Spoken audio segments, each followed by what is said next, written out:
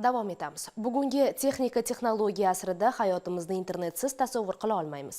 Bu imkoniyatlardan firibgarlar ham unumli foydalanishga urinishmoqda. Ular orasida eng ko'p onlayn buyurtma orqali xarid uchun haq to'lanib, buyurtmaning xaridorga yetkazib berilmasligi bilan bog'liq noqonuniy harakatlar ham sodir bo'lmoqda. Termiz shahrida ana shunday firibgarlik holatlaridan biri aniqlandi. Hozir shu haqda. Ayrim qo'shtirnoq ichidagi onlayn do'kon sotuvchilari internet orqali mahsulotlar sotishini aytib, fuqarolarning ishonchiga kirishmoqda. Bunday kiber firibgarlar xaridorga soxta mahsulotlarni ko'rsatib, qisqa muddatlarga yetkazib berishini va'da qiladi. Oldindan pul mablag'larini olib, so'ng ko'zdan g'oyib bo'ladi. Mutaxassislar bu kabi holatlar firibgarlikning eng keng tarqalgan ko'rinishlaridan biri ekanligini aytishmoqda. Ulardan biri 2024-yil 20-noyabr kuni Termiz shahrida yashovchi fuqaro bilan sodir bo'ldi. U Instagram ijtimoiy tarmog'ida mebel po zakazu nomli kanalda turli xil ko'rinishdagi mebellar sotilayotganini ko'rib, sotib olmoqchi bo'ladi. Kanal egasi bilan bog'lanib, mebel buyurtma qilmoqchiligini aytadi.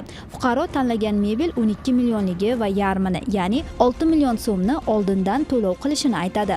Bu oldi-sotdini rasmiylashtirish maqsadida bank orqali soxta shartnoma ham tuzadi. Yarim mablag' o'tkazilishi bilan firibgar xaridorni bloklab qo'yadi. Fuqaro aldanganini tushunib yetib, darhol Termiz shahar Ichki ishlar boshqarmasiga murojaat qilgan. Tezkor harakatlar natijasida Surxondaryo viloyati Ichki ishlar boshqarmasi, tezkor qidiruv xizmati, kiber xavfsizlik bo'limi va Termiz shahar Ichki ishlar boshqarmasi xodimlari tomonidan mazkur firibgarlik holati aniqlandi va aybdor shaxslar qo'lga olindi. Hozirda Termiz shahar Ichki ishlar boshqarmasi huzuridagi tergov bo'limi tomonidan jinoyat ishi qo'zg'atilib, tergov harakatlari olib borilmoqda.